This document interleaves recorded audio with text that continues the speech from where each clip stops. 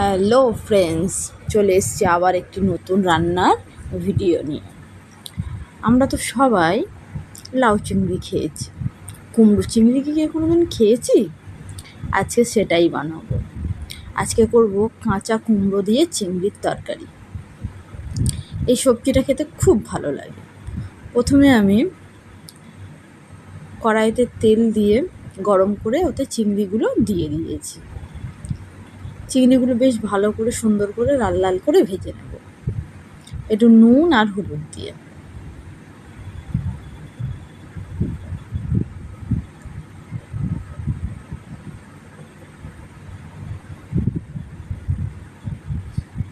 দেখুন চিংড়িটা লাল লাল করে ভাজা হয়ে গেছে। এবার আমি ওই লাল লাল করে চিংড়িটা বাটিতে তুলে নেব।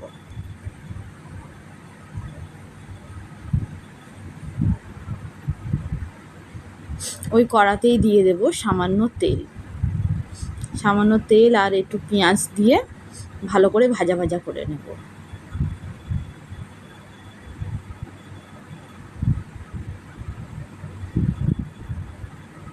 পেঁয়াজটা একটু ভালো করে নাড়িয়ে চাড়িয়ে ভাজা করে নেব।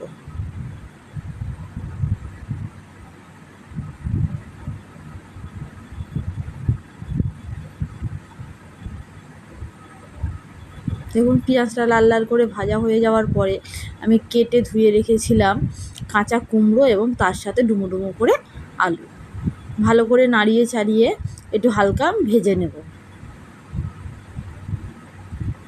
পেঁয়াজের সাথে ওইটাও একটু হালকা ভাজবো।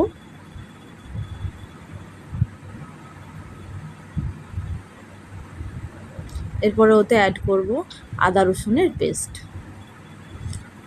পেস্টটা দিয়ে ভালো করে, যাতে কুমড়ো আর আলুতে লেগে যায়, সুন্দর করে ভালো করে নাড়িয়ে চাড়িয়ে নেব।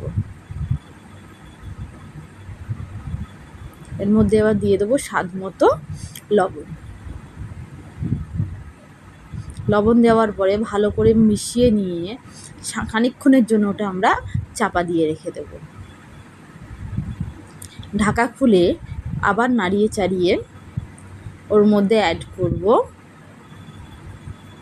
লঙ্কার গুঁড়ো এবং হলুদের গুঁড়ো দিয়ে ওটা সুন্দর করে কষাতে থাকবো।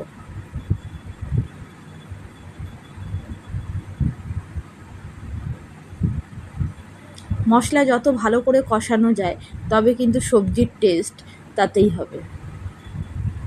এতে দিয়ে দিলাম সামান্য জিরে গুঁড়ো এবং ধনে গুঁড়ো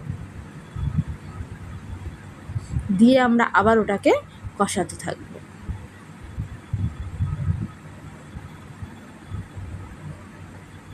হালকা কষিয়ে নেওয়ার পরে লাল লাল করে ভেজে রাখা যে চিংড়িগুলো ছিল সেইগুলো আমরা দিয়ে দেব ওর মধ্যে। চিংড়ি এবং সবজিটা ভালো করে কষিয়ে নেব।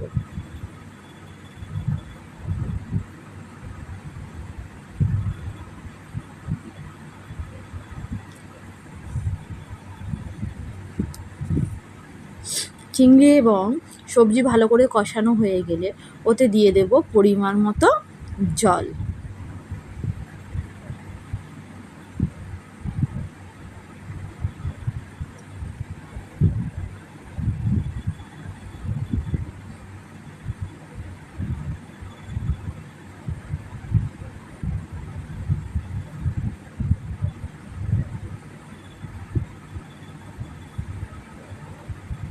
জল দিয়ে ভালো করে নাড়িয়ে চাড়িয়ে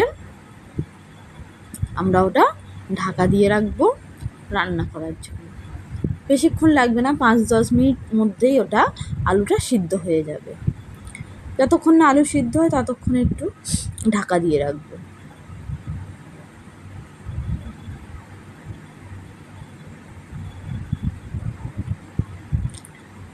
ঢাকা খুলে দেখব আমাদের আলু সিদ্ধ হয়েছে কিনা।